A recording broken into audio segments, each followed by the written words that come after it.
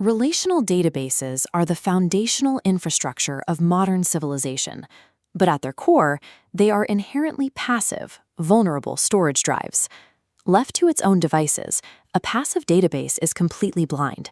It will accept any data thrown at it, even if that data is totally illogical or deeply corrupted. Imagine an e-commerce order intake system running without protection. The system rapidly fractures, receiving blank customer IDs, duplicated user emails, and fresh orders for inventory that does not exist. This is the classic rule of computer science: garbage in, garbage out. A database filled with corrupt data provides zero value to the business trying to use it.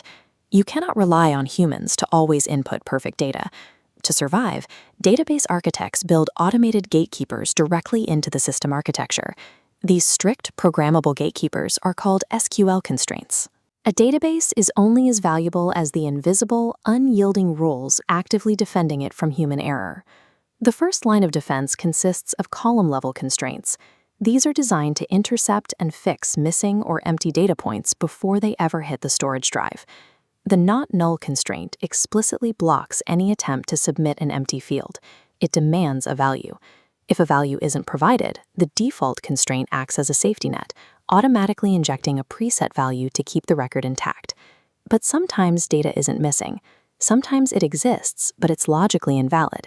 The check constraint handles this by evaluating a specific mathematical or logical condition before allowing an entry to pass.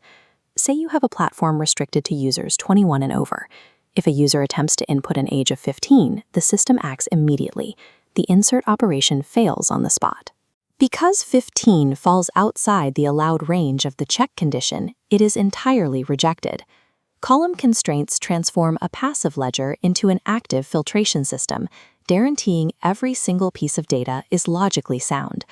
Moving beyond individual columns, table-level constraints govern how entire rows of data relate to one another. The unique constraint, for example, prevents exact duplicate records. This is what stops two different users from registering the exact same email address. Then we have the primary key. This is a unique identifier, an unchangeable anchor point that permanently distinguishes one specific row from every other record in a table. When scaling up to multiple tables, the foreign key constraint serves as the structural bridge between them. This specific connection enforces referential integrity. It guarantees that an order cannot be created for a customer ID that does not exist in the primary table. Looking at this documentation on SQL constraints, you can see that these architectural rules are strictly enforced, but they aren't permanent. Engineers can use the alter table command to drop or disable these constraints as the system evolves. Table-level constraints create a load-bearing ecosystem, preventing interconnected datasets from collapsing into chaotic, orphaned records. These active defenses create a self-regulating vault, one that continuously purges logic errors before they can take root in the system. This cumulative layering of rules is what produces data integrity, the assurance that information remains accurate and consistent throughout its entire life cycle.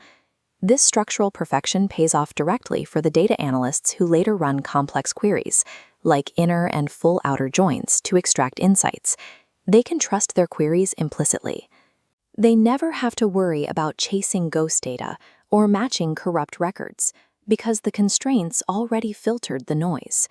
Resilient systems rely on these unyielding rules to protect the truth of the data from the moment of its very first entry.